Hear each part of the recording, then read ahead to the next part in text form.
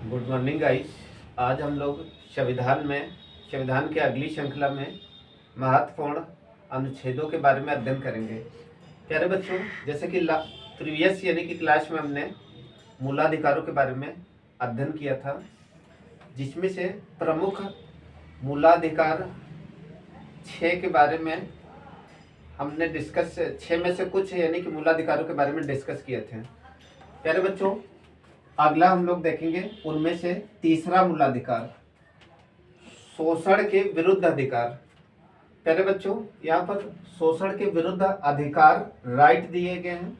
अनुच्छेद 23 से 24 तक इसका उल्लेख किया गया है। आर्टिकल यानी कि 23 से 24 तक इसका उल्लेख किया गया है। आइए इन अनुच्छेदों के विषयों में इसका हम लोग अध्ययन करेंगे। अनुच्छेद 23 में मानव व्यापार, बलात्कार, श्रम, बंधुआ मजदूरी आदि का प्रतिषेध किया गया है। अर्थात कोई भी व्यक्ति बेगारी का कार्य कराना, मजदूरी का कार्य कराना या बंधुआ मजदूरी कार्य कराना आदि इस आर्टिकल के तहत प्रतिषेध किया गया है।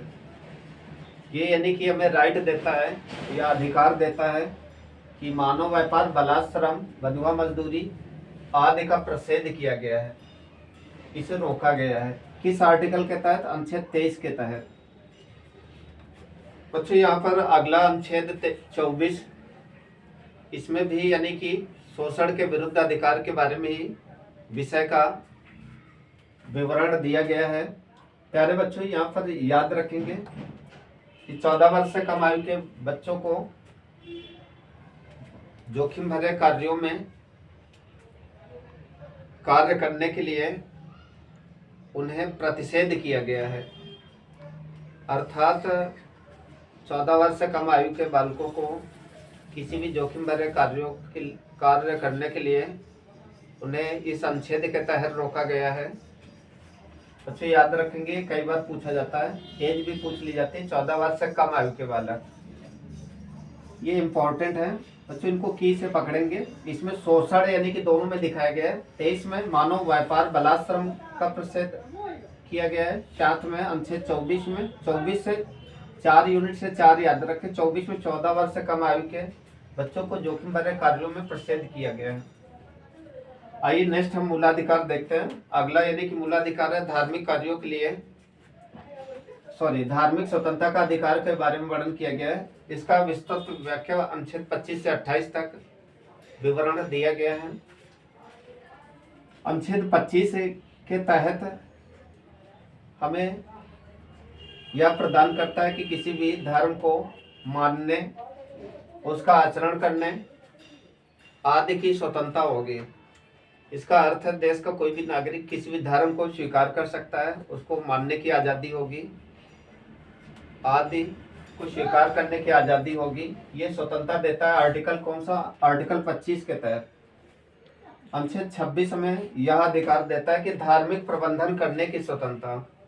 आप यानी कि किसी भी धर्म का प्रबंधन कर सकते हैं, उनके रख रखाव के लिए, उस धर्म को बढ़ाने के लिए, उसके लिए आप उसका प्रबंधन करके इसी आर्टिकल के तहत आप प्रबंधन और उसको धर्म को आगे बढ़ा सकते हैं। नेक्स्ट है अनुच्छेद 27 में बच्चों धार्मिक कार्यों का संपोषित करना। अर्थात धर्म से संबंधित मामलों में या किसी ट्रस्ट में आपसे टैक्स यानी कि टैक्स पर बैन किया गया है। इससे आपको धार्मिक कार्यों के लिए टैक्स से मुक्त रखा गया है, इस पर टैक्स नहीं लिया जाएगा। ये इस आर्टिकल के तहत 27 के तहत ये हमें छूट प्रदान करता है कि धार्मिक कार्यों, संपोषित कार्यों से यानी कि हमें स्वतंत्रता मिलेगी, यानी टैक्स फ्री रखा जाएगा। बच्चों नेक्स्ट है अनुच्छेद 28 में धार्मिक शिक्षा की उपासना में उपस्थित होने की स्वतंत्रता। किसी भी धार्मिक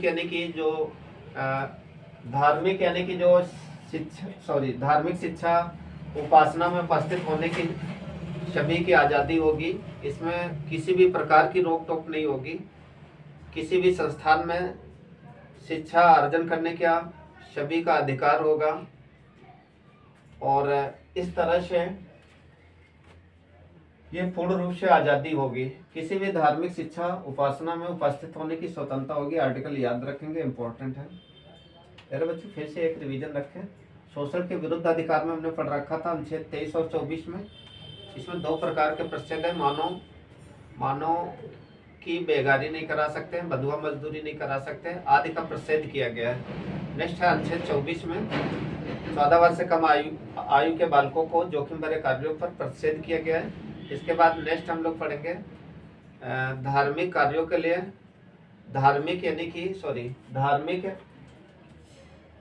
धार्मिक स्वतंत्रता का अधिकार यानी कि अनुच्छेद 25 से 28 तक इसका विस्तृत व्याख्या की गई है। अनुच्छेद 25 में किसी भी धर्म को मानने, आचरण, प्रचार करने की स्वतंत्रता होगी। अनुच्छेद 26 में धार्मिक प्रबंधन करने की स्वतंत्रता होगी। अनुच्छेद 27 में धार्मिक कार्यों को संपोषित करने की स्वतंत्रता होगी। इसके बाद अनुच्छेद 28 में धार्मिक शिक्षा उपासना में उपस्थित होने की स्वतंत्रता। फिर बच्चों अगला हम मूलाधिकार देखेंगे। मूलाधिकार 5 में सांस्कृतिक एवं शिक्षा संबंधी अधिकार, ये दो यानी कि अनुच्छेद में इसका वर्णन किया गया, अनुच्छेद 29 और 30।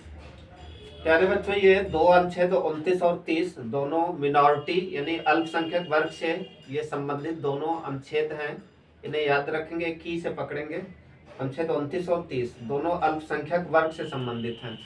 आइए देखते हैं। अनुच्छेद 29 में अल्पसंख्यक के हितों का संरक्षण करना, अर्थात जो मिनॉरिटी हैं, मिनॉरिटी में अल्पसंख्यक वर्ग के उनके हित का संरक्षण प्रदान करता है। कौन सा अनुच्छेद? अनुच्छेद 29। इसके बाद अनुच्छेद 30 में है अल्पसंख्यकों के शिक्षण संस्थानों का संरक्षण करना, अर्थात इनके शिक्षण संस्थान को यानी कि उनका संरक्षण प्रदान करना और उन्हें संरक्षित रखना आदि किस आर्टिकल के तहत? अनुच्छेद 30 के तहत ये स्वतंत्रता होगी। नेक्स्ट है छठवां यानी कि हमारा मूलाधिकार। इसमें संवैधानिक उपचारों का अधिकार के बारे में वर्णन किया गया है। बच्चों इस मूलाधिकार का वर्णन अनुच्छेद 32 में संवैधानिक उपचारों का अधिकार यानी कि जितने भी ये हमारे मूलाधिकार हैं उनके उपचार के बारे में अनुच्छेद 32 के तहत उपचारों का अधिकार के बारे में विस्तृत वर्णन किया गया है। इस अनुच्छेद को डॉक्टर भीमराव अंबेडकर ने इसे संविधान की आत्मा कहा।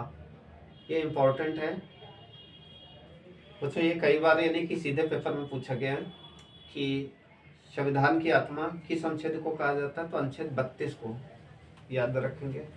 चलिए बच्चों आइए अनुच्छेद 33 के अंतर्गत देख लेते हैं। अनुच्छेद 33 बच्चों अनुच्छेद 33 है, अनुच्छेद 34 है, अनुच्छेद 35 है।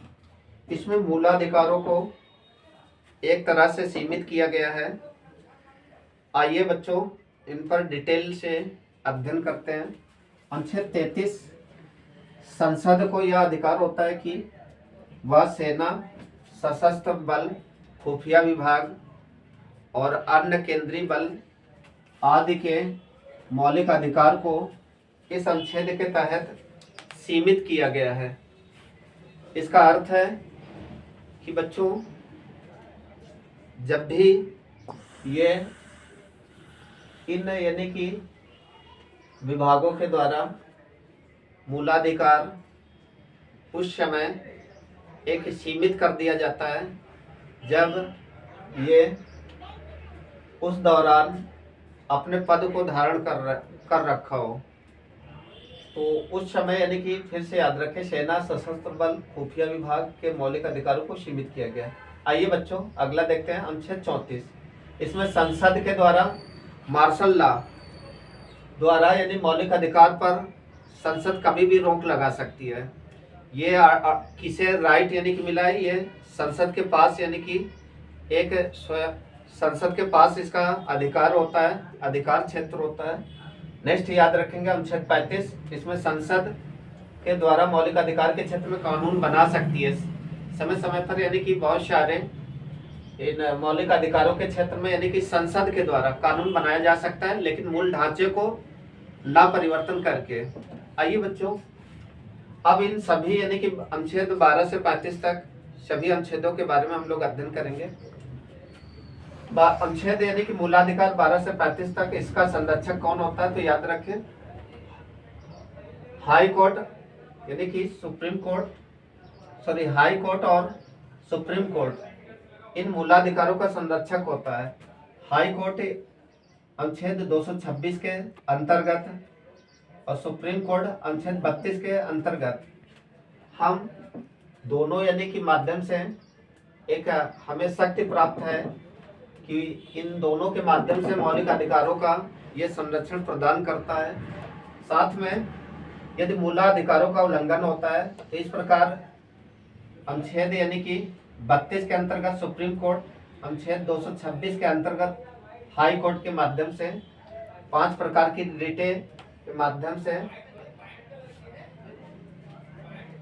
मौलिक अधिकारों के बारे में यानी मौलिक अधिकारों को बहाल करने के उपलक्ष्य में ये इनके माध्यम से संरक्षण प्रदान किया जा सकता है। आइए देखते हैं। प्यारे बच्चों, 5 प्रकार के रिट के माध्यम कौन कौन से हैं देखेंगे। सबसे पहला हम याद रखें, बंदी प्रत्यक्षीकरण। शब्द में ही यहाँ पर छिपा हुआ है। बंदी का मतलब जब किसी भी व्यक्ति को बंदी बना लिया गया हो और उसे 24 घंटे के अंदर आने जाने के समय को छोड़कर उसे संबंधित दंडाधिकारी के समक्ष उसे प्रस्तुत करना होगा। और ये आदेश यानी किसके द्वारा दिया जाता है? सुप्रीम कोर्ट और हाई कोर्ट के द्वारा। किसी भी व्यक्ति के व्यक्तित्व के मूलाधिकारों का हनन होता है तो वो इसी रिट के माध्यम से अपने मूलाधिकार बहाल करने के लिए इस रिट के माध्यम से वो सीधे कोर्ट में सीधे यानी कि इस मूलाधिकार को यानी कि इस मूलाधिकार के माध्यम से वो सीधे यानी जवाबदेही कर सकता है। प्यारे बच्चों, अगला हम याद रखेंगे परमादेश, जिसका अर्थ होता है हम आदेश देते हैं। कौन आदेश देता है? तो याद रखें, इसमें सरकारी कर्मचारी के विरुद्ध यानी कि आदेश दिया जाता है। और ये आदेश कौन देती है? कोर्ट देती है कि वो अपने जिस पर भी वो नियुक्त है तो अपने कर्तव्यों का निर्वाह वो सही ढंग से करे। अगर नहीं कर रहा है तो वो अपने पद को त्याग दे। तो याद रखेंगे, ये इम्पोर्टेंट है। प्रतिषेध लेख के माध्यम से इसे यानी कि दिया जाता है। नेक्स्ट अगला देखेंगे, तीसरा प्रतिषेध लेख। प्रतिषेध लेख का मतलब होता है रोकना, यानी लेखन के माध्यम से किसी भी रिट के माध्यम से किसी भी मूलाधिकार को बहाल करना।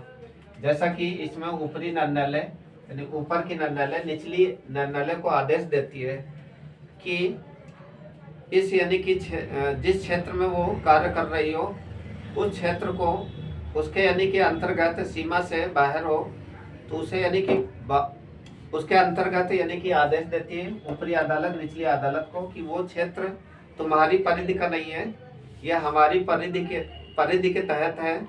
इसलिए संबंधित यानी विवरण को निम्न से उच्च यानी कि हाई कोर्ट के माध्यम से प्रेषित करें, जिससे कि मूलाधिकारों को उसको बहाल किया जा सके या उसकी आख्या को समझा जा सके। नेक्स्ट देखेंगे रिट 4 है उत्प्रेषण, अर्थात इसमें बहुत लांबित मुकदमे जो बहुत यानी कि निचली अदालतों में पड़े होते हैं वो निचली अदालत से सीधे बड़ी अदालतों में भेजे जाते हैं। लगभग ये दोनों मिलते हैं, तो याद रखेंगे इन्हें।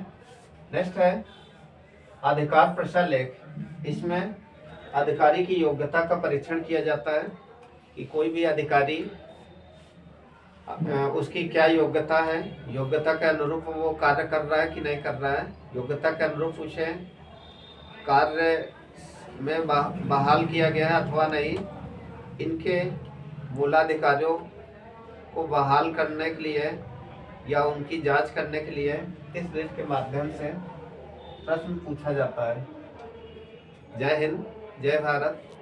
बच्चों, इसके अगले वीडियो में हम लोग अनुच्छेद डीपीएसपी के बारे में अध्ययन करेंगे। डीपीएसपी के अंतर्गत अनुच्छेद 36 से 51 तक राज्यों के नीति निर्देशक तत्वों के बारे में अर्थात डीपीएसपी के बारे में एक विस्तृत वीडियो के माध्यम से अध्ययन करेंगे। जय हिंद, जय भारत।